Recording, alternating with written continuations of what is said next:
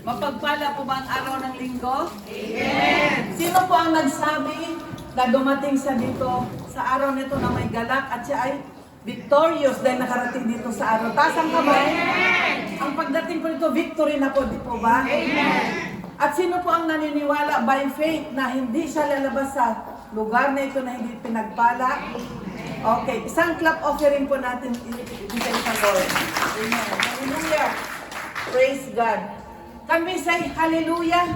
Hallelujah! Praise the Lord! Praise the Lord! Glory to God! Glory to God! Thank you, Lord. Thank you, Jesus. Hallelujah. So bago po tayo, even sa online, binabati ko rin po ng isang mapagpalang araw sa lahat ng sumusubaybay. And I believe na hindi lamang po kami dito, kundi tayong lahat ay tatanggap ng masaganang pagpapala galing sa Lord. Dahil ang Diyos po ay hindi nagtatangi, pinagpala po ang lahat. Amen po. At bago ko po basahin ang title at ang ating pag-aralan sa hapong ito, tayo pa humingi muna ng gabay sa Lord sa ating pag-aaralan sa hapong ito. Tayo po'y panandalian yumuko at ipigit po natin ang ating mata. Humingi po tayo ng paggabay ng Holy Spirit sa ating kalagitnaan. Father in heaven, in the mighty name of Jesus and the power of the Holy Spirit, Lord God, we praise you, we glorify you, we exalt you, O God, dahil ikaw ang Diyos ng mga Diyos, ang Hari ng mga Hari, ang Diyos na hindi nagbabago noon, ngayon at magpakailanman. Lord God, sa hapon pong ito, alam namin, Panginoon, na apart from you, we can do nothing, lalo tigit ang aking buhay. Kaya Lord God, sa hapon pong ito, ikaw po ang aming dakilang bisita. Kaya Lord God, patuloy ako na humihingi, Lord God, ng kalinisan. Lord God, make me righteous in thy sight, O God, at magamit lamang for your glory sa araw na ito, maging channel of your word, magamit bilang channel of your blessing, O God. Bless thy servant and bless thy word na maririnig sa hapong ito, Panginoon. And we ask the guidance of the Holy Spirit na siya po manguna, Panginoon. Dahil kung wala po ang banal na Espiritu Santo, hindi po namin maunawaan, O God, ang iyong mga salita. Kaya Lord God, sa hapon po ito, we commit everything into your hands. At i-bless mo rin po ang lahat ng makarinig ng iyong salita sa hapong ito.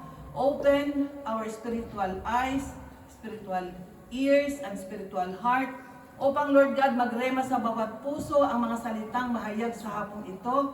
And Lord God, ito'y magbigay ng kagalakan, pagpapala, O God, sa aming mga buhay. At alam namin, hindi kami lalabas sa lugar na ito na hindi mo pinagpala, Panginoon. Thank you so much, Father God. Sealed all these prayers with the most precious blood of Jesus.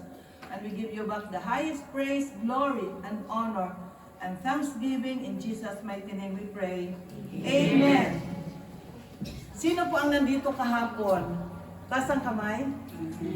Pinagpala. Amen. Dahil palagi nasa gawain, alam na talagang inuuna ang Lord, kaya maraming pagpapala. Kaya double blessing po kayo. Amen. Dahil ang confirmation po ng salita ng Lord, 3 weeks ago, ito po ang revelation at introduction po yung kahapon. Kaya itutuloy ko lang po, hindi na po ako mahirapan. Dahil na-explain na po kapon yung story. Kaya babasahin ko ulit. Kasi ang Lord po, kahit na the same ang word, but there are many revelations. Di po ba?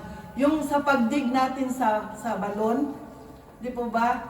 Sa kalaliman, ang daming makukuha. Kung minsan, gold pa nga yung makukuha natin. So, ang word po today, the same. Kaya nung sinabi po ni Brother Maki kahapon, Lord, confirmation. Kasi kung minsan yung Saturday, introduction ng Sunday. Di po ba? Kaya, to God be the glory, dahil yung mga nakarinig na kahapon, ito po ay continuation. Alam na po natin yung story ni Martha at ni Maria. So, ang word po ngayon na ating babasahin ay sa Luke 10:38 and 42 to 42. Basahin po. Sa Luke chapter 10, verse 38 to 42. Nagpatuloy si Jesus at ang kanyang mga alagad sa kanilang paglalakbay at pumasok sa isang nayon. Malugod siyang tinanggap ng isang babaeng nangangalang Marta sa tahanan nito. Ang babaeng ito ay may isang kapatid na Maria ang pangalan. Naupo ito sa paanan ng Panginoon at nakinig sa kanyang itinuro. Alalang-alala si Marta sapagkat kulang ang kanyang katawan sa paghahanda. Kaya't lumapit siya kay Jesus at ang wika, Panginoon, sabi nga po ninyo sa kapatid kong tulungan naman ako. Ngunit sinagot siya ng Panginoon, Marta, Marta, naliligalig ka at abalang-abala sa maraming bagay. Ngunit isa lamang ang talagang kailangan. Pinili ni Maria ang lalong mabuti at ito'y hindi aalisin sa kanya. Ang title po ng ating pag-aralan, Do Not Be Anxious. Focus unto Jesus. Magkaiba po ang revelation. Ang sabi dito sa title, Do Not Be Anxious. Sino po ba yung palaging nag-a-anxious diyan? Yung nababagabag. Ang sabi, focus unto Jesus. So, dito po sa ating nabasa sa book ni Lucas, napansin po ninyo na si Marta ay isang babae na tinanggap ang Panginoong Jesus dahil magkaibigan po sila. Siya po ay hospitable. Hospitality po ang kanyang yung kanyang pagkatao. Very hospitable. Sino po sa atin dito ang nakakalam ng word hospitable?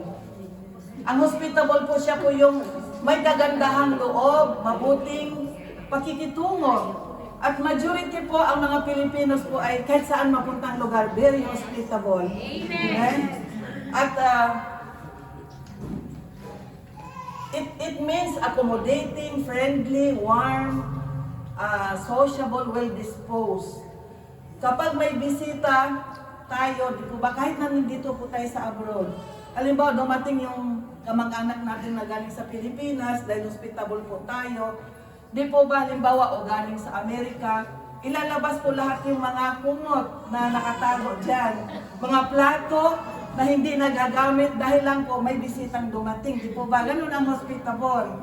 At kung siya ay, kung maliit lang yung bahay, kahit siya ay ibigay na lang niya yung room, yung master's bedroom, para siya kahit matulog na lang sa sala. Di po ba? Ganun. Niluluto ang mga masasarap na ulam. Kung minsan sa baryo, kahit mangutang lang para lang, well, because of his or her hospitality, para dahil fiesta ng baryo, mangutang para lang maging hospitable. Ganun kasi yung kaugalian ng Pilipino. So, today, God is teaching us to become more than to be hospitable. Ibig sabihin, ang being hospitable, maganda, mabuti. Dahil nakikisama at saka talaga namang pag may bisita po tayo, ipakita natin ang kabutihang loob. Ngunit sa araw po ito, God is teaching us not only to become hospitable, more than to become hospitable. So, the story of Martha and Maria. Sila ay tatlong magkakapatid. Di po ba? Alam natin na kasama po nila, kapatid po nila si Lazarus. And they love and know Jesus. Kung friends na po sila, ni Jesus, si Mary, si Martha, and Lazarus, ibig sabihin open po, di po ba pag friend po yung mga friends po natin, kapag tumawag o dumaan, hindi na po kailangan tanungin. Kilala na po natin, kaya open po ang ating home sa mga bisita natin, nakilala na po natin. So, si Jesus po came to Bethany at dumalaw nga po sa bahay ni Martha. Ang Bethany po, yung lugar ni Mary ay malapit lang sa Jerusalem at malapit din po sa Mount of Olives. And yung home po nila, they called it home of the siblings kasi tatlo po silang magkakapatid. So, Martha demonstrates hospitality welcoming Jesus in her home. Sa nabasa ko po, in her home, pero kasama po niya si Mary at saka si Lazarus. So, I am convinced that both Martha and Maria love Jesus. Nakikita po natin na mahal nila parehas ang Panginoon. Kaya lang, ang manifestation, ang pagpakita ng kanilang pagmamahal, iba-iba ang pagbibigay ng love nila kay Jesus, pagpapakita. So, si Martha was so busy preparing meal, while Maria sits at the feet of Jesus. Sa nabasa po natin siya ay umupo sa paanan ng Panginoon. I-imaginin po natin sa ating eksena, no? Dumating si Jesus, dahil friend nila, pinapasok nila si Jesus. Kaagad pumunta si Marta sa kusina. Kung minsan ganito po ang ating eksena din sa ating tunay na buhay, pag may bisita. Pero dito po si Jesus po ang bisita nila. Kaagad pumunta akin ito ba, mga words ko ito, na pumunta sa kusina. Ini-imagine po natin na siguro tingnan kaagad ang ref kung anong maluto, tinignan kung may gulay, may curry, lahat ng pwede niyang isi-serve. While Maria naman ay nasa sala, sinusundan po ang Panginoong Jesus. Excited siya sa bagong katuruan o anong pahayag. Diba? Excited siya sa presence ng Panginoon. Hindi niya naisip na tulungan si Marta. Kasi ang concentration niya, she was focused on the presence of the Lord. Instead, si Marta, ang isip niya lahat pagkain, kung anong isi-serve, kung anong kailangan ma-accommodate ang mga bisita. So, Mary sits at Jesus' feet. Bakit siya umupo sa paanan ni Jesus? Pwede naman po siyang hindi pwedeng sa likod, pwedeng sa harap, may mga upuan. Ngunit, she prefers to sit down sa paanan. Ibig sabihin sa pavimento, kasi sa paanan eh. So, ano ang significance noon? Hindi siya umupo ng upuan sa harapan ni Jesus o sa tabi ni Jesus, ngunit siya po'y umupo sa paanan. There is a significance kasi makikita natin na yun po ay humbleness. Meron siyang, she honors Jesus. Hindi niya inile-level ang kanyang sarili sa Panginoon because kinonsider niya, Jesus is Lord. Ibig sabihin, sa baba lang ako, hindi ko ka-level si Jesus. Mataas ang tingin niya sa Panginoon. So, and she is hunger for spiritual na mga bagay na malalaman. And she sat at the feet bilang disciple para yung tuturuan, kasi hindi niya ka-level niya si Jesus because Jesus is Lord. So, ganun po ang significance. Ngunit sa ating pag-aaralan, ang highlight po doon, yung sa Luke 10:41 to 42, Martha, Martha, sabi ni Jesus, the Lord answered, you are worried and upset about many things, but few things are needed or only one. Mary has chosen what is better, and it will not be taken away from her.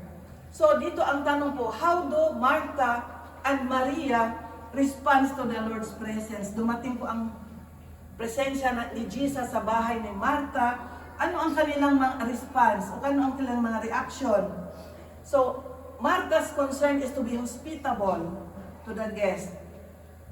Is concerned more on physical, for the physical food, kung ano ibigay sa physical na katawan, or for the temporary things. Like, ang ating mga stomach. Kung minsan, pag nag-gurug na yung ating stomach, kailangan mapupuno, mapakain, Dahil mainit ang ulo, pag hindi nakakain. Talagang totoo naman. Pero, si Martha naman was so anxious of that, preparing food for spiritual. Ibig sabihin, gusto niyang kumain ng spiritual food. While Martha was preparing for physical at saka mga temporary na bagay. So Maria's concern was to be in the presence of Jesus, listening to His teaching and His word. Na nakalimutan na po niya na busy yung kanyang kapatid doon sa kusina. So, she is concerned more on spiritual food because she focused on eternal things. Basahin po natin yung Colossians chapter 3 verse 2. Ang sabi dito sa Colossians 3 chapter 3 verse 2, set your mind on things above, not on things on earth. Kaya mas priority niya ang mga things above kaysa things on earth, na silang dalawa ay magka-opposite. So, heavenly things ang nais ni Maria at eternal, yung hindi nawawala. Kaya, si Jesus naman po does not negate Martha's hospitable activities. Hindi naman na nireject ni Jesus yung pagiging hospitable ni Martha. Dahil kailangan din naman kumain. Ngunit, Si Jesus is concerned with her destruction. She is concerned sa pag-anxiousness ni Martha. She is very worried in everything, troubled about many things. And she is so anxious. So, for the food, for the serving, for providing hospitality, to get the best accommodation. Kailangan best talaga ibibigay ko. Yun ang mga nasa isip niya ni Martha. While Mary, kailangan makarinig ako ng salita ngayon. Excited siya sa bagong revelation na ipapahayag ng Panginoon. So, habang ito po ay 3 weeks ago kong pinag-aaralan yung nire-review. At itong week na ito, naranasan ko nga itong anxiousness. Dahil Saturday evening, meron tayong women's dito. Imita ng program, tumatawag yung anak ng amo ko na may problema nga pala sa aking trabaho. Hindi ko na lang i-detail, pero yung mga kakopya ko kasi biglaang aalis. So, walang tatakip sa ako ay medyo naranasan ko ito. Sabi ko, Lord, naranasan ko itong worried kasi pag walang tatakip sa amo ko na at biglang aalis, alam ko na lahat ang tatakip sa responsibility ng gabi, ng hapon. So medyo hindi mawala sa atin na kahit na nasa Panginoon, nagwo-worry. Paano kaya ito dahil ako ay half day lang. So habang nagre-review ako, sabi ng Lord, don't worry, teaching mo yan. Don't be anxious. I will provide everything, sabi ng Lord. At bibigyan kita ng kalakasan. Don't worry, basta sumunod ka lang. Kaya nga pinaranas ko itong do not be anxious, sabi ng Lord. So I experienced nung whole day nung tayo dito ng program, nag-advance na yung isip ko, paano kaya niyan bukas, sana kaya ang amo ko, ganun-ganun. So, glory to God at naayos din. To God be the glory. Pero pansamantala, 2 weeks akong nakafisa. At Saturday, Sunday ay free naman. To God be the glory. Kaya lang, inayos ng Lord, bibigyan tayo ng kalakasan, naranasan ko na hindi niya ako pinabayaan. Kahit yung worry ko na one day, napalitan naman ng binigyan niya akong peace at binigyan niya ako ng mga pagpapala. To God be the glory. Kaya sabi ko, pinaranas ng Lord ang aking preaching. So, balik tayo sa Matthew 6:25. Kaya't sinasabi ko sa inyo, huwag kayong mabagabag tungkol sa pagkain at inumin na kailangan ninyo upang mabuhay, o tungkol sa damit na kailangan ng inyong katawan. Hindi ba't ang buhay ay higit na mahalaga kaysa pagkain at ang katawan kaysa pananamit? Very clear po na sinabi dito sa Matthew about anxiety, yung bagabag tayo sa maraming bagay. Normal po yan, hindi po tayo Christian na rin po tayo po ay maraming hinaharap. At nasa atin po ang kung paano natin harapin ang mga problema. Ngunit kung may word po tayong pinanghahawakan at maririnig kagaya ng word na ito, ang sabi ng Panginoon sa Matthew 6:25, sinasabi ko sa inyo, huwag kayong mabagabag in any situation. Huwag kang mabagabag sa anumang kakainin, anong iinumin, at upang kayo'y mabuhay, o tungkol sa damit na kailangan ng inyong katawan. Dahil hindi ba't ang buhay ay higit na mahalaga kaysa pagkain at ang katawan kaysa pananamit. Kaya dito dapat alam po natin ang mga needs natin at ang mga wants, yung hindi mga kailangan, wag nating bili ng bili. Ngunit basta't may basic need na mabuhay tayo, and God will provide. Sino pong nakaranas ng provision na yung walang-wala na biglang may dumating? Amen? Amen? Ako rin po ay dumating yung akala mo wala na pero meron pa. To God be the glory. Kapag naranasan po natin ito, we glorify God, no? Nabibless po tayo at nagpapasalamat tayo sa Lord. Lord, wala na. Kasi ang iba po ang pinag-aalala nila, ano naman kayo kakainin ko mamaya. Buti nga at may provision ang Lord at tayo ay may kakainin yung 3 times a day. Okay na, hindi na yung sobra-sobra tapos tinatapon lang, di ba? So, Nung sa dati pa po, nung hindi pa po kami born again ni Brother Boy, sinasama niya ako kung saan siya pumupunta na church. Ako baghabag palagi kasi doon, kailangan palaging bago ang suot. Doon sa pinupuntahan ni Brother Boy, kailangan ako, ano naman kaya, wala akong bago. Dahil pagpasok mo palang head to foot. Kaya sabi ko sa kanya, ano na naman ang, pag wala kang pera, kailangan hindi kasi simba dahil wala kang bagong damit. Ganun po doon. Glory to God at hindi na kami pumunta doon at dinala kami ng Lord dito. Kasi kung hindi bagabag po tayo, sa anong isusuot? Sabi ko, anong klase itong napuntahan namin na pagpasok mo pa lang sa church, titignan ka na head to foot kung bago ang suot at kung hindi bago, ikaw hindi papansinin. Pero dito wala po dito, amen? Dito ang suot po natin ay ang nasa puso. Kasi ang Lord po ang tinitignan ang puso, hindi pong panlabas. Kung anong suot natin. Ang kailangan, ang suot natin, yung panloob na dinibigay po ng Lord sa atin, binago tayo ng Diyos. So, to God be the glory at ayun po ay panandalian lang. So, at saka, buti nga tayo sabi, palagi tayo nagre-reklamo. Maraming plantsahin, maraming anxious tayo. Buti nga, sabi doon, di ba, narinig natin sila, buti nga may damit tayong sinusuot. At kuminsan marami tayong lilinisin sa bahay, hindi na natin dahil marami tayo, busy tayo. Buti nga at may bahay po tayo, di po ba? Kasi bagabag tayo sa lahat ng mga gawain. Anong kakainin? Buti nga, pinoprovide ng Lord ng ating 3 times a day. At sabihin po natin, punong-puno ako ng trabaho, pagod na pagod. Sabihin natin, buti nga may trabaho, pasalamat tayo. Huwag lang yung Saturday and Sunday. Puro reklamo, wala na tayong ginagawa kundi magreklamo. Bigyan tayo ng trabaho ng Lord, nagre-reklamo. Ako ay pagod, huwag niyo akong istorbin, punong-puno akong trabaho. Pinuno ng Lord ng trabaho, pasalamat sa Lord, babalik sa Lord ang glory. At huwag natin tanggapin yung para kay Lord. Pag Sabado, Linggo, tama na. Kasi ang katawan po natin, pag nagkaedad na po tayo, maramdaman po natin na kailangan po natin na magbawas ng trabaho. At kung marami naman ang plansahin, hindi ko na matapos-tapos, naghinuhugot na lang doon sa pasalamat ka at may damit. No? May paplansahin tayong damit. To God be the glory. So, ang sabi, i-continue natin sa Matthew 6:26, look at the birds in the sky. They do not sow or reap.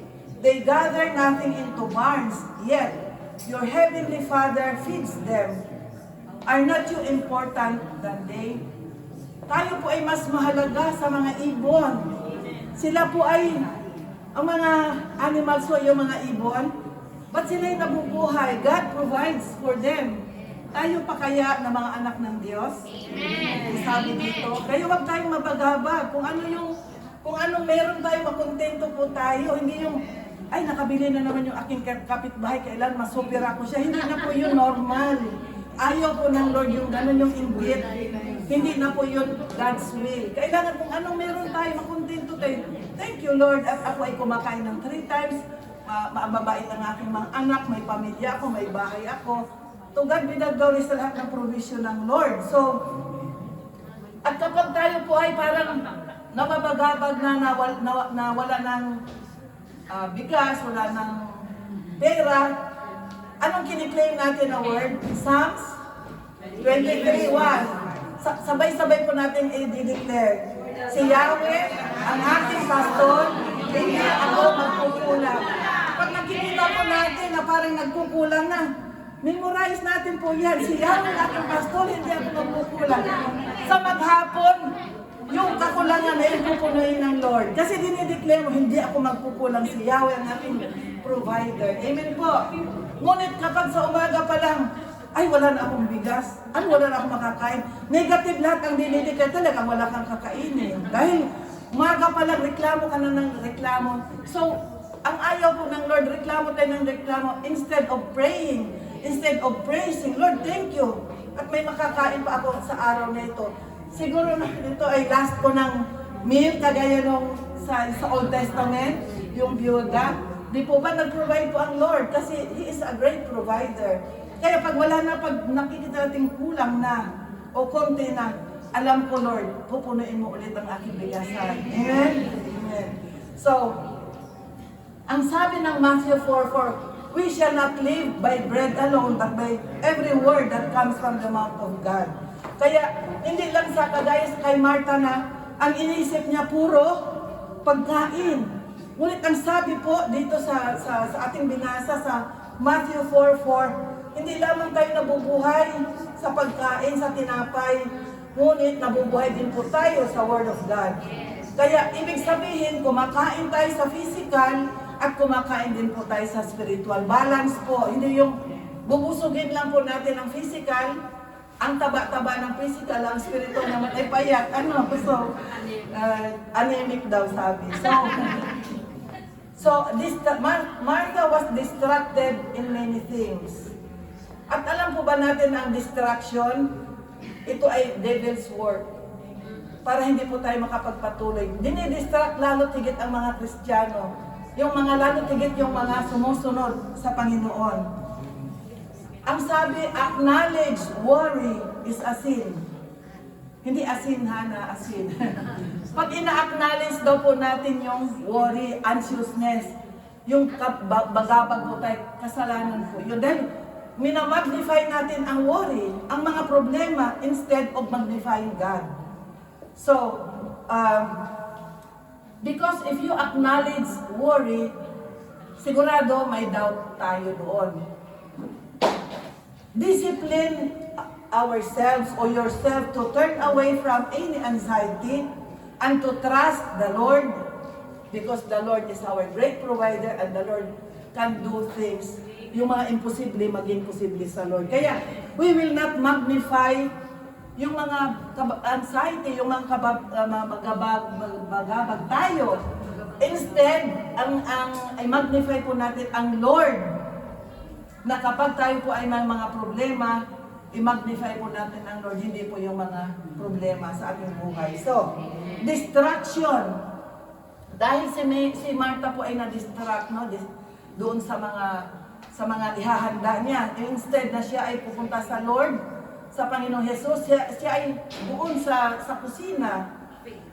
Distraction is a disturbance, stress, upset, agitation. Ito pong mga binibigay ng distraction. Worrying about everything. Kunting bagay, worried na. At walang peace of mind. Yun po ang distraction. Kaya hindi po ito galing sa Diyos. Dahil ang galing po sa Diyos ay kapayapaan. Amen po. Kaya ang distraction ay galing sa kaaway. Kaya alamin po natin kung ano yung galing sa Diyos at yung binibigay ng kaaway.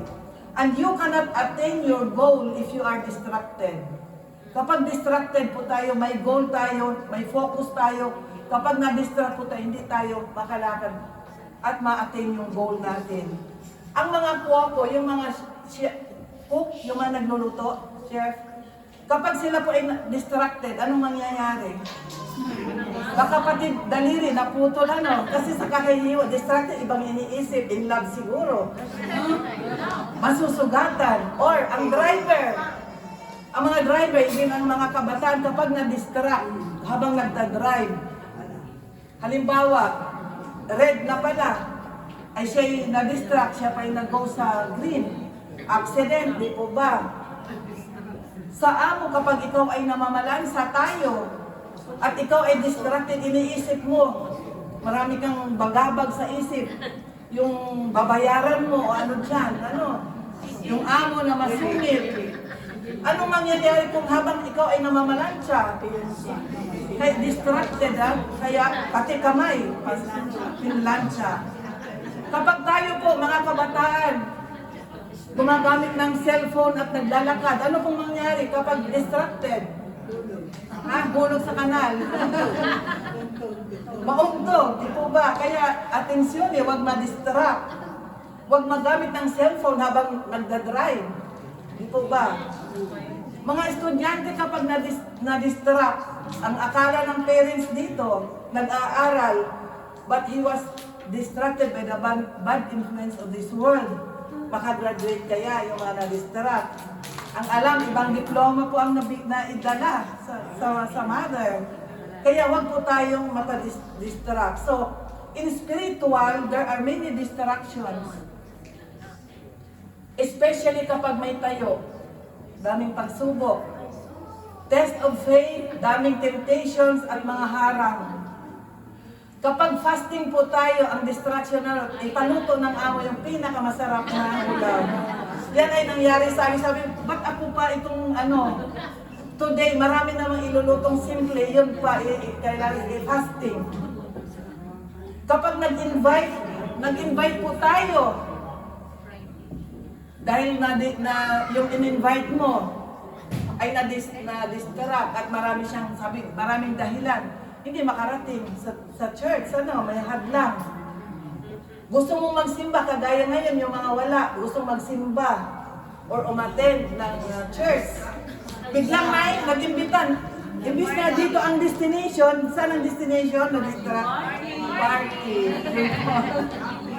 So, kapag ikaw ay lumalago na sa pananampalataya, tayo, lumalago, nagmamature na, talagang tugad with the glory, tumataas ng antas ng faith, ginagamit mightily, umpisa ng pagbabato. Kagaya ng prutas, kapag nahihinog na, nagraripe na, di ba, mangga, umpisa ng babatuhin. Kaya wag po tayong magtaka kapag lumalago na po tayo sa spiritual, umpisa na ang pagbabato. Binabato ng inggit, binabato ng paninira, ng hatred, upang ikaw ay titigil at hihinto, malalaglag. Huwag po natin pahintulutan na habang tayo lumalago, lalo po tayong kakapit sa Panginoon dahil yun po ay mga distractions na ayaw ng kaaway na tayo ay ang goal natin na makarating sa eternal life, na masave tayo, puputulin ng kaaway. Gagawa siya ng lahat ng paraan. So, Martha's distraction and worry leave no room for the most important aspect of hospitality. Yun ang nakadistract sa kanya, yung pagiging hospitable. Nais niya gracious attention to serve the guest. Gusto niya the best talagang ibibigay. And even, she embarrassed her sister in front of the guest. Pinahiya niya si Mary. Yung binasa natin kanina, sabi niya, sabi ni Martha kay Jesus, basahin po natin sa Luke 10:40 para maunawaan natin. Nagsumbong po siya. Alalang-alala si Martha sapagkat kulang ang kanyang katawan sa paghahanda. Kaya't lumapit siya kay Jesus at ang wika, Panginoon, sabihin nga po ninyo sa kapatid kong tulungan naman ako. Ngunit sinagot siya ng Panginoon, Martha, Martha, naliligalig ka at abalang-abala sa maraming bagay. So, hindi lang siya distracted, gusto pa niyang idamay si Mary, no? Nagsumbong kay Jesus. Sabi niya, Lord, si Mary, hindi naman ako tinutulungan dun sa kusina. Ang daming gawain, ako isa lang, nag-iisa lang. Ganon ang pagka, sa story. She accused Mary of not caring about her dun sa kusina. Ano pang nangyari? Di ba po parang naging selfish? Parang naging selfish niya, Lord, si Mary, patulong mo sa akin, iuwanan ang Panginoon. So, si Mary naman po, at the feet of Jesus, has chosen the better part. Ang sabi sa Luke 10:41-42. Ano po ang better part ni Mary? Nagbigay ng mabuting halimbawa, katapatan at tunay na pag-ibig sa Panginoon. Ano pa ang nakita natin sa kay Mary? Ang pananampalataya niya ay tunay na example sa isang tunay na Kristiyano. Siya ay may intimate relationship sa Panginoong Jesus. Nakita natin na intimate siya na relationship.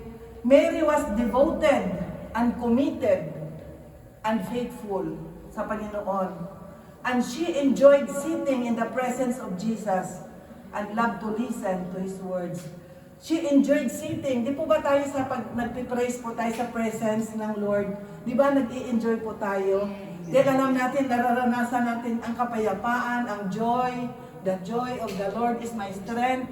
At kapag tayo ay nagpuri ng tao sa ating puso, the overflowing, yung anointing, yung love, yung comfort, ang peace, nararanasan po natin. Kaya ang sarap-sarap magpuri, di po ba?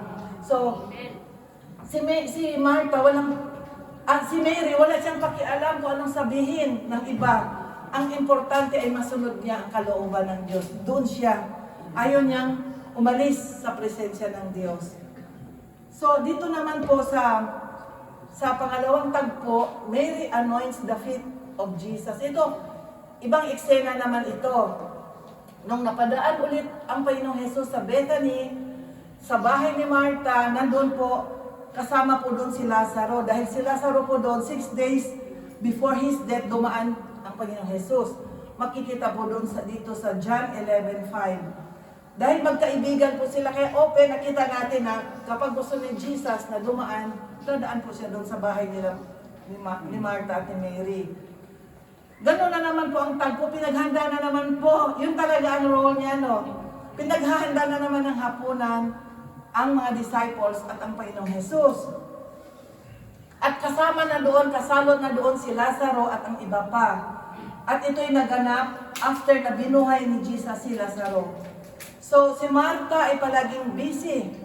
Gano'n na naman po ang tagpo ng paghahanda ng pagkain, abala sa kung anong ipapakain. At dumating si Mary sa tagpong iyon. Then nauna po, nandun po si Jesus, nauna at dumating si Mary, may dalang mamahaling pabango. Yung sabi nga kahapon yung 1 pint of pure nard. Alam po ba natin itong spike nard na sinasabi na pabango? Na ibinuhos sa paa ni Jesus, binuhos po ni Mary. Ito po ay very precious na perfume. It came from India na noong panahon yon 300 dinar. Ngayon siguro maybe several tens of thousands of dollars. Ibig sabihin, pinaka-precious na bagay, dala-dala niya sa Panginoong Jesus upang ibuhos o hugasan ang paa ni Jesus at ang kanyang pinunas ay ang kanyang buhok. May significance po ito. Bakit ginawa ni Mary na buhusan ng mamahaling pabango ang paa ni Jesus? Ang pagbubuhos nito sa kay Jesus ay kapahayagan ng dakilang sakripisyo at pagmamahal ni Mary sa Panginoon. It is an act of worship. Kuminsan, talagang makita natin sa tagpo na si Mary mahal na mahal po niya ang Panginoon. At hindi lang sa salita, kundi sa gawa. Pinapakita niya ang kanyang pagmamahal sa Diyos. At bakit buhok naman po ang ginamit na pampunas sa paanan ni Jesus? Ano po ang significance ng buhok? Kasi yung pinakamahal na perfume, ihinugasan niya. Tapos siguro sa panahon niya, meron namang spoon niya, no? O may towel. Bakit buhok po ang ginamit niyang pampunas sa paanan ni Jesus? So Mary is offering a very personal, valuable to her, a deep devotion and love for Jesus. Kasi pwede naman kumuha ng towel, ngunit nais po ni Mary talagang yung kanyang personal valuable thing, ang ipunas niya sa paanan ni Jesus. At ang sabi kasi sa 1 Corinthians 11:15, bakit buhok ang ginamit na pampunas sa paanan ni Jesus? But if a woman have a long hair, it is a glory to her. For her hair is given for covering. Kaya pala yung buhok ng babae talagang glory ng babae, no? Kaya ewan ko lang, dahil noon ang pati lalaki ay mahaba din ang buhok. Pero yung buhok kasi may significance. Ang sabi, a woman's long hair was a symbol of the glory or beauty of her femininity. So Mary was surrendering her glory to the Lord. And this is a beautiful act of worship. Talagang mahal na mahal po niya ang Panginoon. Kaya sa panahon po natin ngayon, we can offer even an act of love to Jesus. Sa paanong paraan? Kasi ito noon, ganyan ang pinakita ni Mary. Marami po tayong pwedeng gawin na maipakita ang pagmamahal natin sa Panginoon. Example, sa act of love sa Lord. Our talents, our service, our time, i-dedicate po natin even sa pagtulong sa iba na sila maging channel of blessing po tayo. Yun ay an act of worship kasi nag-glorify po ang Lord. Na mag-commit po tayo sa Panginoon, hindi sa church kundi sa Lord, no? So So batid ni Maria ng pagkakataon upang ipahayag ang kanyang pagmamahal kay Jesus ay di na magtatagal. Ibig sabihin po, si Mary ay may gift of discernment. Kilalang kilala niya ang Panginoon. Alam niya na hindi na magtatagal ang Panginoon. Siguro nung panahon yun, alam nila na hinahanap na ang Panginoon Jesus. So,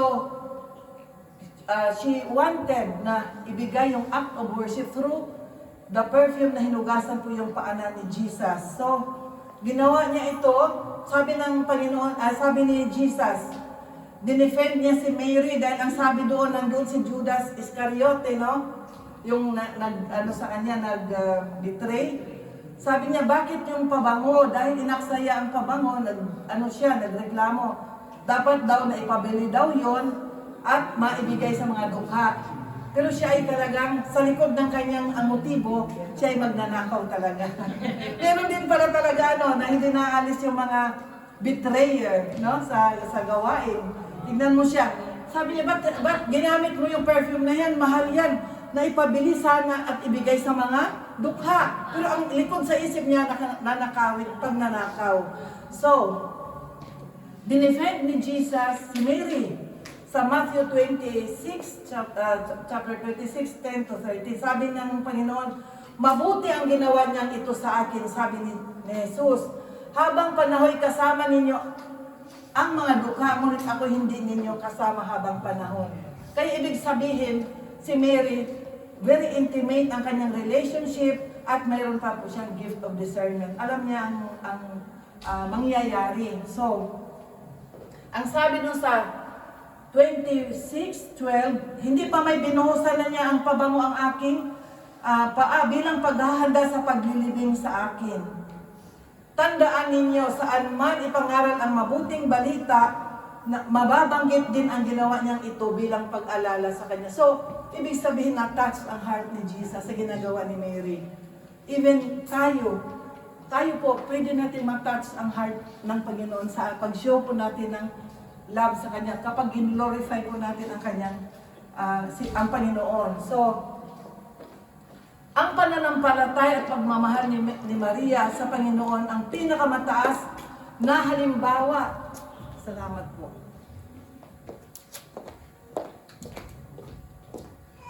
Pinakamataas na halimbawa, kaya palagi siyang, ang sabi, hindi, palagi daw ibabanggitin ang ginawa ni Mary. Mary is very sensitive to what would happen to Jesus. At si Mary po, napansin natin, she is connected talaga, no? May relationship talaga sila ni Jesus. She is concerned sa kay Jesus. So, when she poured out the perfume at Jesus' feet, it signifies pouring her heart with love. Habang binubuhos po niya ang pabango, nandun po yung pagmamahal. At ang fragrance po, humahalimuyak sa buong bahay. Dahil yung perfume na yon, yung mamahaling perfume na yon, habang hinuhugasan yung paa ni Jesus, humahalimuyak, ibig sabihin nag-overflow sa buong bahay. At yun ang significance po, na sa paghugas niya sa paa ni Jesus, humahalimuyak ang fragrance. Ibig sabihin, sa buhay ni Mary, nag-overflow din ang love, hindi lamang po kay Jesus, kundi sa lahat ng kanyang makasalimuha. Ibig sabihin siya ay full of love talaga. The love of Jesus. Her love overflows. Kaya, Mary touched the heart of Jesus. She glorifies Him. She focused her eyes unto Jesus. So, sabihin po natin sa ating katabi, let us touch the heart of Jesus. Let us touch the heart of Jesus. Dahil pag na-touch po natin ang heart ni Jesus, na-glorify po natin siya, then miracle happens. Bakit nasabi ko po yun? Dahil sa pangatlong tagpo kay Lazaro, naalala po natin si Lazaro, yung fratello ni Mary at ni Martha. Si Lazaro po ay, kahit alam na ng Panginoon na patay na si Lazaro, alam po natin yung story, hindi siya agad pumunta, di ba? 2 days after nang nalaman ni Jesus, doon pa lang po siya pumunta. Hindi siya agad pumunta nung sinabihan siya na may sakit si Lazaro upang, bakit hindi siya kaagad pumunta nung sinabi? Dahil friends sila mahal niya. si Martha, si Mary, si Lazaro. Ngunit, nung sinabihan ng Panginoong Jesus na pumunta at may sakit si Lazaro, bakit hindi siya agad pumunta doon? Dahil mahal niya yung magkakapatid. Dahil ang sabi ng Panginoon, upang mapakita ang kanyang kapangyarihan. Makita ang kapangyarihan dahil kung pumunta siya agad, gagaling. Ngunit ang nais po ng Panginoon, patay na. So nagtataka nga din po yung kanyang mga disciples, sabi ng Panginoon, puntahan natin dahil natutulog si Lazaro. Pero sa totoo lang po, patay na. So, how's the reaction of Martha and Mary nung nabalitaan po nila na parating si Jesus? Dito po, makita din po natin ang characters nila kung paano ang reaction nila nung dumating po ang Panginoon doon. Dahil hindi agad pumunta ang Panginoon at makita natin si Martha, she is more aggressive, no? Sabi niya, Panginoon, bakit hindi ka agad pumunta? Sana buhay pa ang aking kapatid. So, while Mary waits, ito naman si Mary, hinihintay niya na tawagin. She is quiet in the house na alam niyang ang kapatid niya patay na. She stayed at home, umiiyak. At nung nakita niya si Jesus, nagpatira pa po siya. Ibig sabihin, instead si Martha, yung sinalubong niya, yung may pagka-aggressive, bakit hindi dumating ang Panginoon? Instead si Mary nagpatira pa. Humbleness. So, nahabag sa John 11:33, nahabag si Jesus at nabagabag ang kanyang kalooban nang makita niyang umiiyak si Mary. Saan po ang nalulugod ang Diyos? Kay Martha o kay Mary? Mary. Kaya pala pag nag-show tayo ng yung taos-pusong pagmamahal, yun po, yung nag-glorify ang Lord, doon po nahahabag ang Diyos sa atin. So, si Martha nag-doubt pa doon sa John 11:24, sabi niya, Panginoon, nangangamoy na po siya. Ngayon, 4 na araw na siyang patay. Pinapamukha pa niya sa Lord kasi hindi ka kaagad dumating 4 days na siyang patay. Ibig sabihin, nagda-doubt siya sa kapangyarihan ng Panginoon. Patay na siya, sabi niya, nangangamoy na. Si Martha ay lack of faith because she doubted. Hindi siya agad sa Panginoon na 4 na araw na siyang patay. So, ang sabi naman ni Jesus to Martha, John 11:40, did I not tell you that if you believe, you will see the glory of God? That if you believe, you will see the glory of God. Sabihin po natin, believe and you will see the glory of God. Believe and you will see the glory of God. Kahit anumang sitwasyon, meron po tayo. Magtiwala po tayo, believe and you will see the glory of God. Kasi kung mag-doubt po tayo, hindi po, walang miracle, walang solusyon. Hindi po ibibigay ng Lord ang kasagutan. So, wag po tayong mag-doubt. Because Martha lack of faith, kaya negative kaagad ang kanyang isip. Pero ang sabi ng Panginoon to Martha, believe. Did I not tell you that if you believe, you will see the glory of God?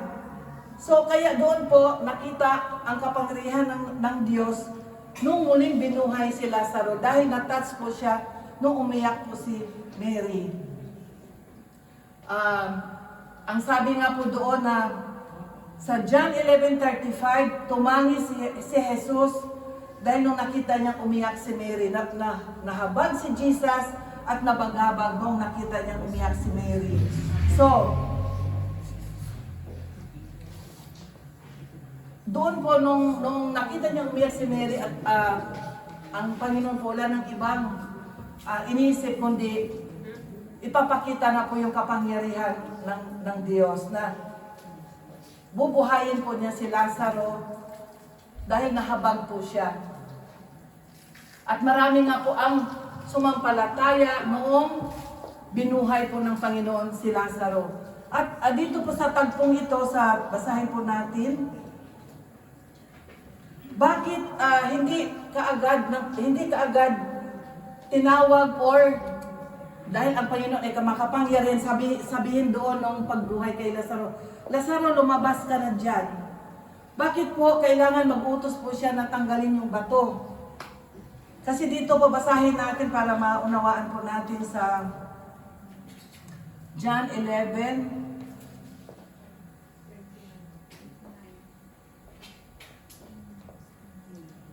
39? 41. Ang sabi doon sa 40, sinabi ni Jesus, hindi ba sinabi ko sa iyo na kung manalig ka sa akin ay makikita mo kung gaano kadakila ang Diyos? Ang next verse ay, at inalis nila ang bato. Tumingala si Jesus at ang wika, Ama, nagpapasalamat ako sa iyo sapagkat dininig mo ako. At inalis nila ang bato. Ibig sabihin, hindi po ang Panginoon ang nag-alis ng bato, di po ba? Bakit nag-utos ang Panginoon na alisin niyo ang bato? Hindi yung pwede naman niya sabihin dahil makapangyarihan si Jesus sabihin, Lazaro, lumabas ka dyan, pwede niyang gawin yun, di po ba? Ngunit, pwede rin ni Jesus tanggalin ang bato. Bakit nag-utos po siya na alisin ang bato bago po niya binuhay si Lazaro? Dahil yung tao kaya po niyang gawin ang pag-alis ng bato. Ngunit ang pagbuhay kay Lazaro hindi po kayang gawin ng tao. Kaya ang kumpitin ng Panginoon, hanggat kaya ng tao, kahit mahirap, hanggat kaya ng tao, hindi po tayo tutulungan ng Lord. Tayo po ang gagawa nun. At yung hindi na talaga kaya ng tao, ang Lord, miracle ang tawag doon. Amen po? Palakpakan po natin ang Diyos. Kaya kung minsan tayo nagkakasakit o operahan, pupunta sa doktor. Ngayon, hanggat kaya, nagawin ng doktor ang operation, ngunit kapag sinabing 50-50 na at hindi na kaya na po ng doktor, ang Diyos na po ang gagawa ng himala. At sa ating mga problema, marami, kanya-kanya po tayong harap ng mga problema. May material, may financial, emotional, mga anak, mga iba't ibang trabaho. Hanggat kaya natin, gagawin natin. At pag hindi na po natin kaya, ano po ang gagawin natin? Tatawag sa Lord. Magtiwala sa Lord. Siya po ang gagawa ng himala. Dahil hindi na po natin kaya ang ang ibang bagay. Kaya hanggat kaya natin, gawin natin. At kung hindi natin kaya, ang Lord na po ang kikilos. Amen. Amen. So, when you touch the heart of Jesus, He can do a miracle. Kailangan i-touch natin ang heart ni Jesus. By faith, by worship, by prayer, commitment, doon po tingnan ang ating buhay. So, Martha, Mary, and Lazarus symbolize our lives. Kagaya ng sabi kahapon, saan ba tayo? Sino ba tayo? Martha ba tayo? Mary ba tayo? O si Lazarus? Si Martha, very busy. Pwedeng gawin sa ating buhay, busy. Nasa gawain, lahat ng gawain, pero kulang siya sa worship. Lahat ng hindi siya uma-absent sa lahat ng gawain. Makita mo, very busy. Si Martha po yun, busy sa pag-ano ng kape, mga paglilinis, pag-ano.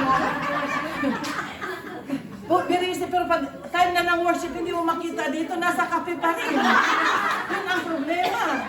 Kaya po yung mga nasa kapehan, pag oras ng kape, magkakape, pero pag oras ng worship, Mary tayo. Ito ba? Kasi si Mary po ay worshiper. Si Mary ay worshiper. Si Martha ay busy sa lahat ng bagay, pagabas, lahat ng gawain, wala siyang absent, palaging nandito. Pero pag oras ng worship, hindi pa rin siya nakikita. So, si Lazaro naman, ang buhay ni Lazaro, he is a living witness of God's miracle. Channel of blessing, maraming nakakita, maraming na born again dahil sa kanyang buhay. Kaya siya ay living testimony, no? Dalakan si Lazaro, yan siya ay binuhay ng Panginoon. Gaya ng buhay po natin, alam mo ba na yan siya ay grabe na, nagkasakit, 50-50, ngunit to God be the glory, ang buhay niya ay pinagaling siya ng Lord. Alam mo ba yan siya, lubog na sa utang, hanggang dito, pero glory to God, ba't paano nalampasan? Alam mo ba yan siya, maraming emotional problems. Alam mo ba yan siya, depression. Muntik na yan magpakamatay. Ngunit dahil sa tulong ng Lord, sa grace ng Lord, na-overcome niya ang mga problema. Kaya yung mga dyan, maraming hinaharap, ano lang yan, testing sa atin. Dahil ang Lord po, nandyan, at kapag tumawag po tayo, miracle happens. That's the heart of Jesus. Amen. Amen.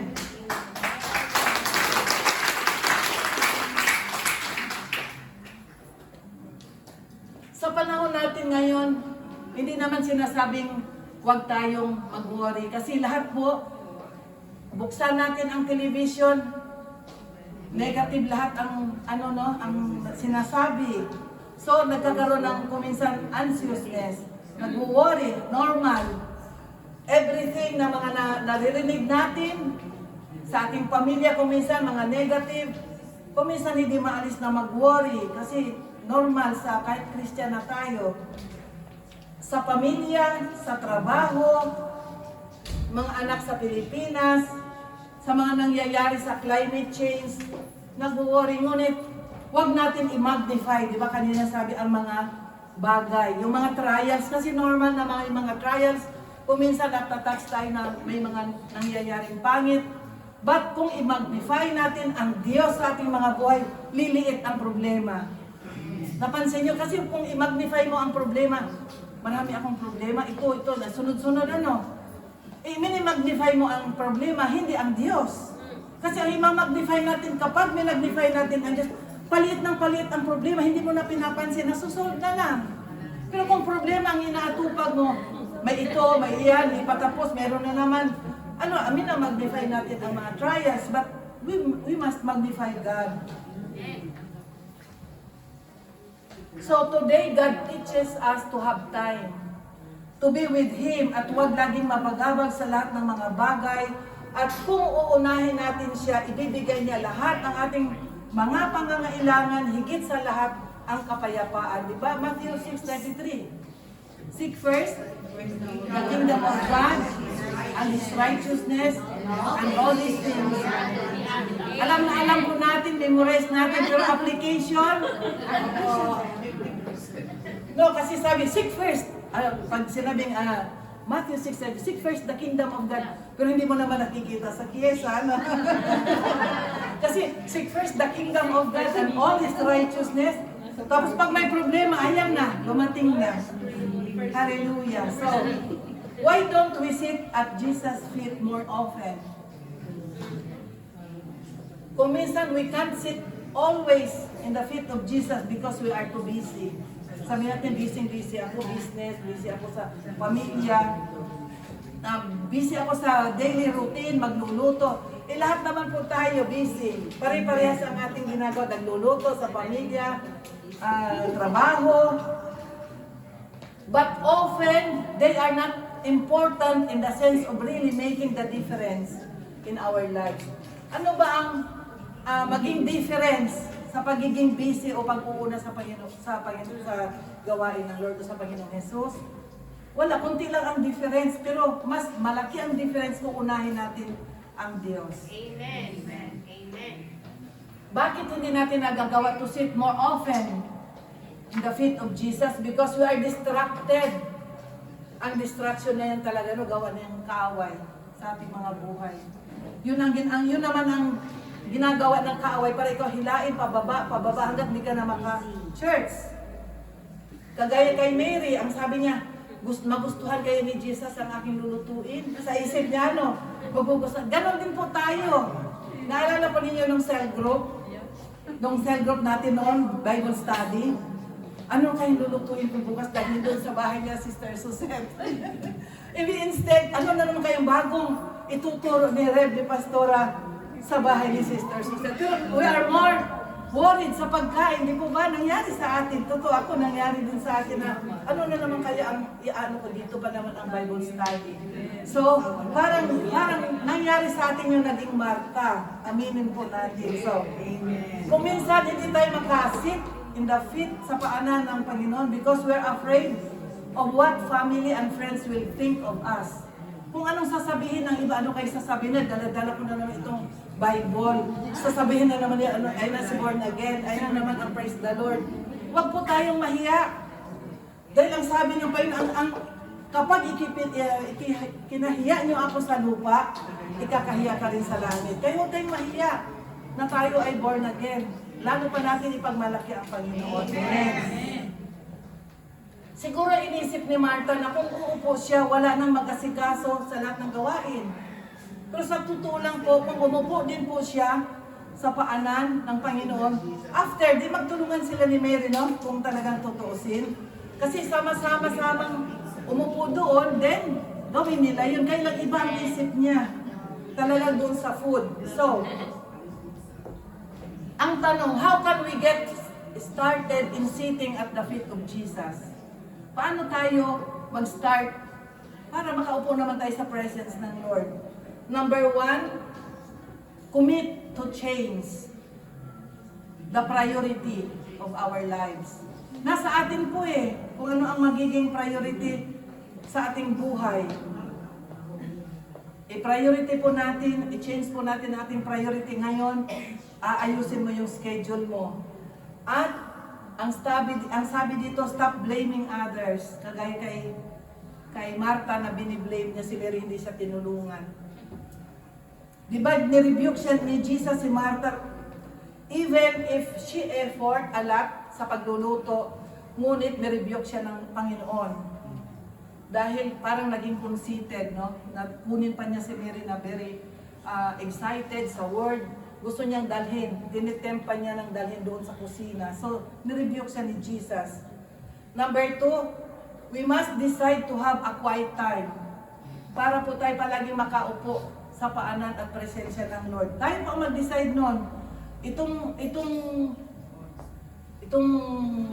year na ito, halimbawa, magising po tayo ng 6 or 7, kailangan mayroon akong 15 minutes sa morning quiet time.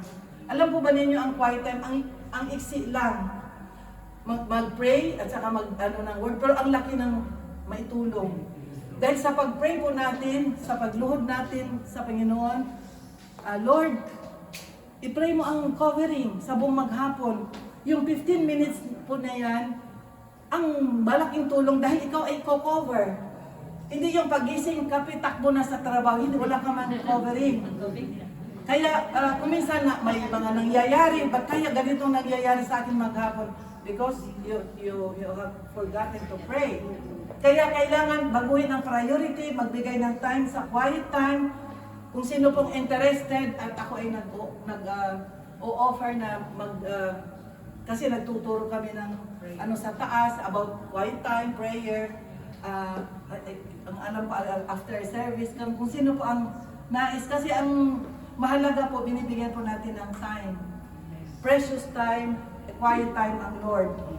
Ang sabi nga sa Isaiah 30 verse 5, in quietness and confidence shall be your strength. Kaya yung pag-quiet time po natin, nagbibigay ng kalakasan. Mahina kang gumising, masama ang pakiramdam mo, pero pag nag-pray po tayo, nandiyan na, binibigay na po ang kalakasan. Kaya malaki pong naitutulong ng quiet time. Spend time to worship, pray, and read His Word.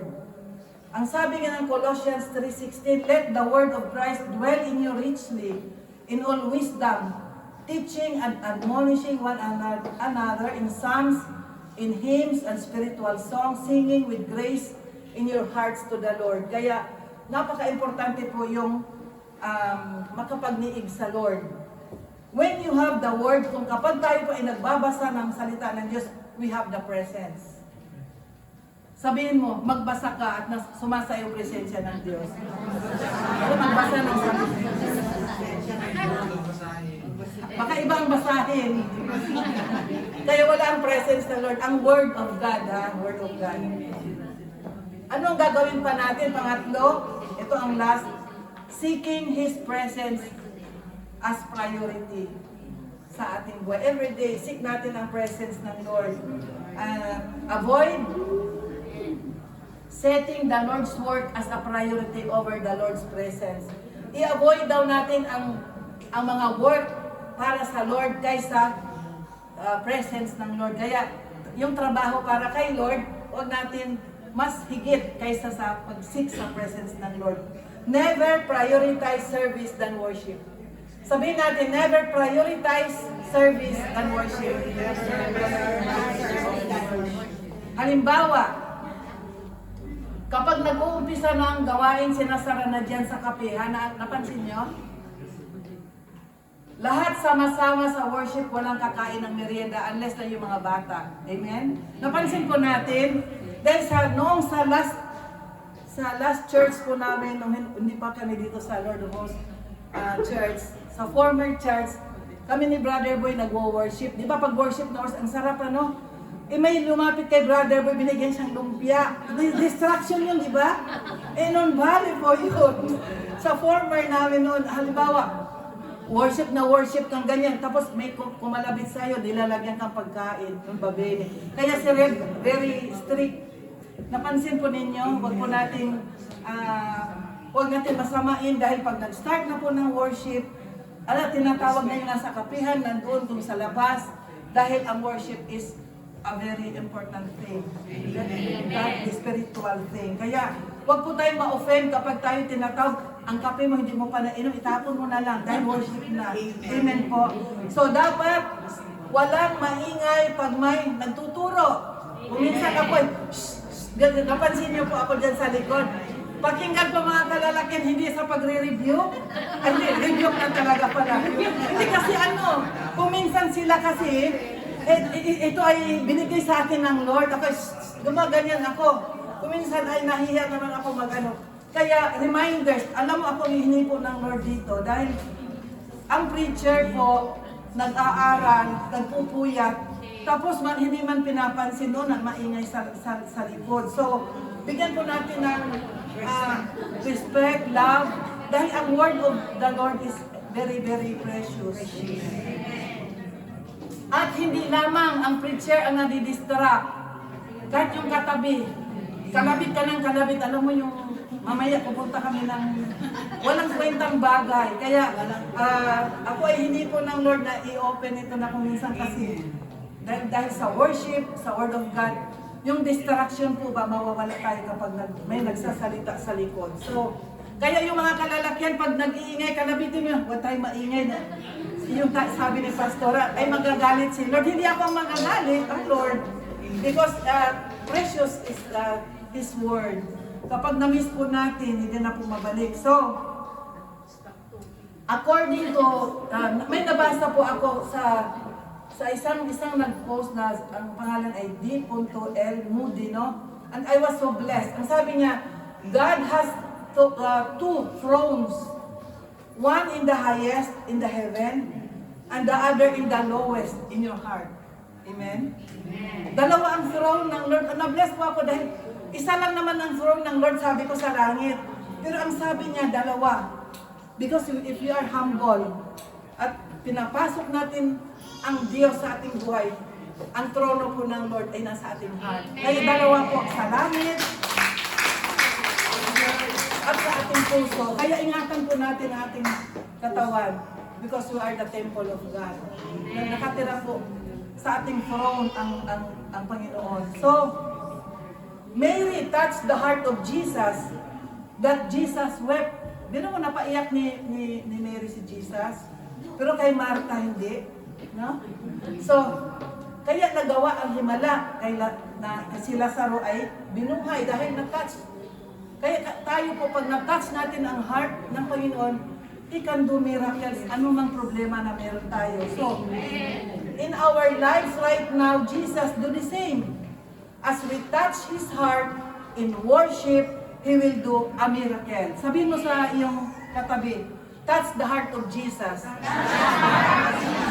He can do a miracle. He can do a miracle. Alam niyo po ba na patay na si Lazaro, binuhay? Ano mang patay sa ating mga buhay, makinig.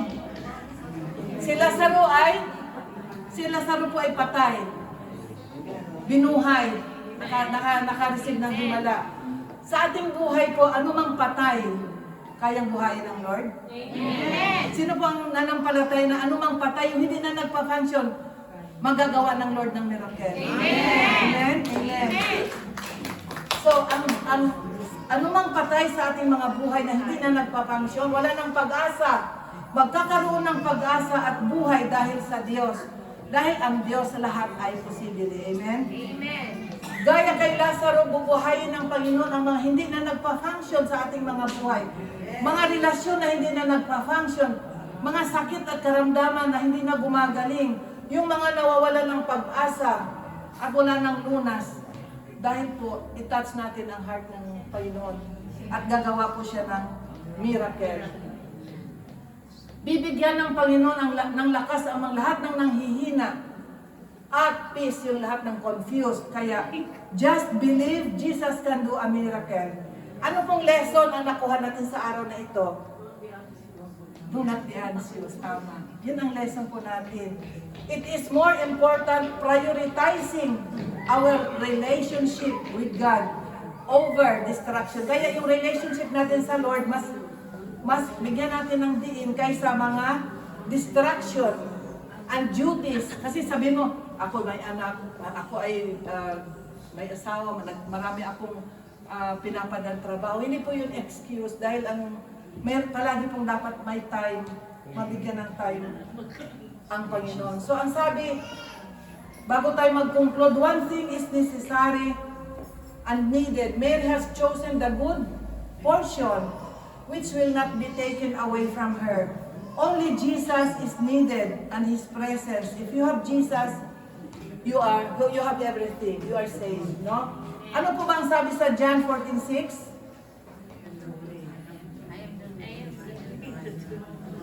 Jesus is the way, the truth, and the life. No one comes to the Father except through Jesus. Kaya, isa lang ang ating kailangan. Jesus. Kailangan focus. Kasi pag may Jesus po tayo, nandyan na po lahat. Ang ating mga pangangailangan, ang himala, kagalingan, kapayapaan, lahat ng ating mga tinatangkilik kapag kasama po natin si Jesus, ay lahat po ay ating matatanggap. Maa-attain po natin ang mga blessing na spiritual.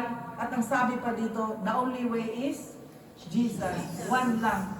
Kaya kailangan palagi po ang presence ng Lord sa ating mga buhay. Conclusion, Philippians chapter 4 verse 6 to 7. Ito ay famous na verse. Don't worry about anything, but in every situation by prayer and petition with thanksgiving present your request to God, and the peace of God which transcends all understanding will guard your hearts and minds in Christ Jesus. Sa Tagalog po, Brother Maki. Huwag kayong mabalisa sa anumang bagay, kundi sa lahat ng mga bagay sa pamamagitan ng panalangin at dahil na may pasasalamat, ay ipakilala ninyo ang inyong mga kahilingan sa Diyos. At ang kapayapaan ng Diyos na di masasayon sa pag-iisip ay mag-iingat sa inyong mga puso at ng inyong mga pag-iisip kay Kristo. Kaya anong sabi, huwag tayong mabagabag. Kaya yung mga nababagabag dyan, may peace of mind na dahil alam nila ang Diyos kasama natin. Amen. Ang challenge po, how is our personal relationship with our Lord Jesus? I-personal evaluation po natin. Tayo sa harap ng Panginoon, alam natin ang ating katayuan. How is my personal relationship with our Lord Jesus? Do our spiritual walk like Martha? Very busy servant? Or we are worshiper like Mary? Or we are witness of God's miracle like Lazarus? Pwede tayong pansariling sagot, saan kaya ako dito sa tatlo? Kung tayo po ay naging Martha, normal po na, pero sabihin mo sa oras na ito, ibahin ko ng priority sa aking buhay. Hindi yung busy na lang ako sa pagluluto, sa ibang mga bagay na babagabag ako. Ngayon po, ipaprioritize ko na ang Lord, ang presence ng Lord like Mary. Or, dahil nga, ikaw ay tumawag sa Panginoon, akala mo imposible nang masolve ang iyong problem, gumawa ng himala ang Lord, ito ay isang napakasarap na experience, yung nakareceive tayo ng himala. Then you can be a witness. You can testify the goodness of God. So at this moment, to sit at the feet of Jesus, we must give our time to worship.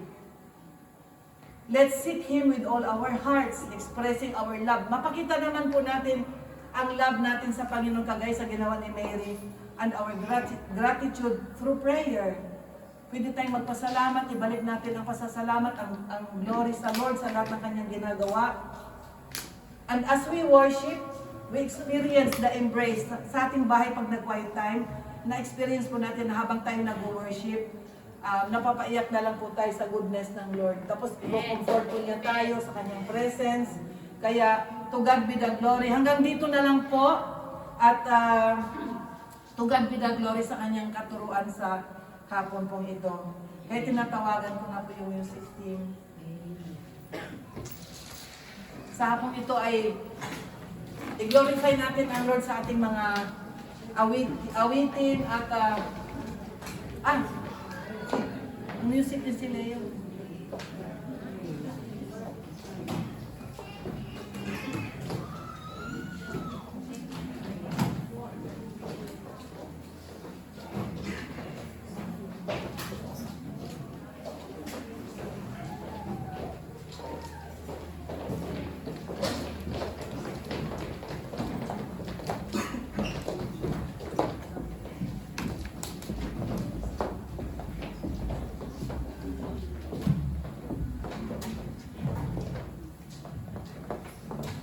At bago po tayo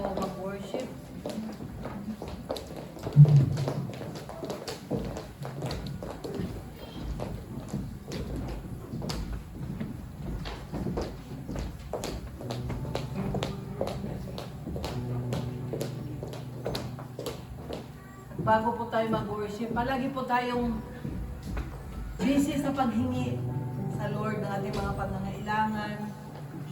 Puro na lang tayo hingi. Pahingi, Lord. Itong kailangan ko, Lord. Puro sarili natin ang ating inisip.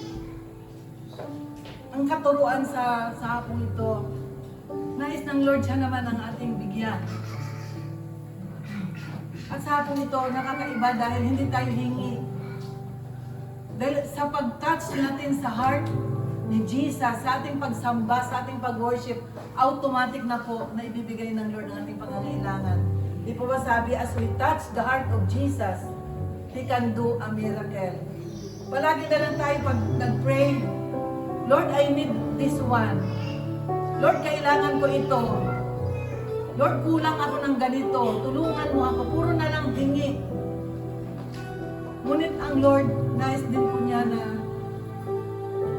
maramdaman na mula sa ating mga puso na sabihin natin, makikita Panginoon. Nais po ng Lord na matouch natin ang kanyang puso through worship. Dahil pag natouch po natin ang heart ni Jesus, kahit hindi po tayo humingi, idadaloy niya ang lahat ng ating pangangailangan. Kagaya ng isang anak sa magulang, kapag ang anak pinupuri niya, nagpapasalamat siya sa kanyang magulang, natatouch ang heart ng parents, na kahit hindi man siya humingi, alam ng magulang ang pangangailangan ng kanyang anak. At ito'y kusa niyang ibibigay. Kaya iba ang revelation sa akin ng Lord sa hapon po ito. Hindi tayo hingi, kundi tayo ang magbigay. Ibigay po natin ang best worship sa Lord. Sabihin natin habang tayo nag-worship, I love you, Lord. Mahal na mahal kita, Panginoon. At humihingi tayo ng kapatawaran. Dahil kung minsan nanineglect natin na siya ang priority sa ating buhay. We are too busy like Martha. Na ang nais ng Lord, kagaya kay Mary, umupo sa paanan ng Panginoon. She showed her love with all her heart. Na kung ano yung valuable, kung ano yung napakahalaga sa kanyang buhay, ibinigay niya. Na inugasan niya ang paanan ng Panginoong Jesus with the most expensive perfume. At pinatuyo niya ng kanyang buhok. That is her glory. Kaya napakaliit lang ang hinihingi ng Lord sa atin. Nabigyan natin siyang time to sit in the feet of Jesus, to sit in the presence of Jesus. Kaya iyan po ang ating gawin sa hapong ito. Hindi tayo hihingi, kundi tayo ang pagbigay. Na sa ating pagbibigay ng worship, we show our love, that we love Jesus, we love God. Hallelujah. We must be like Mary, the worshiper. So hallelujah, Lord God, sa hapon po ito, narito po kaming lahat, Panginoon. And we ask forgiveness, Lord, na kung minsan, we are like Martha, mas pinapriority namin, Lord God, ang mga bagay na material, mga bagay na temporary, abalang-abala, nag-aalala. We are so anxious in many things. So sorry, Lord. We ask forgiveness na hindi ka ang nagiging priority kung minsan sa aming buhay. Hallelujah. Forgive us, Lord, and cleanse us with the most precious blood of Jesus. Hallelujah, hallelujah. Sa hapon ito, Panginoon, salamat. Dahil pinapaunawa mo sa amin, Lord God, na hindi palaging humihingi. Kundi kami naman po, Panginoon, na magbigay ng pasasalamat, O God, sa kadakilaan mo, for your great provision, for your protection, for your love, for you comfort us in times of troubles, for the peace na palagi mong binibigay kapag kami nababagabag, Lord God. Hallelujah. Kaya tanggapin mo, Panginoon, ang worship, ang aming mga awitin na nagmumula sa aming mga puso sa oras na ito. Hallelujah. Hallelujah. Hallelujah.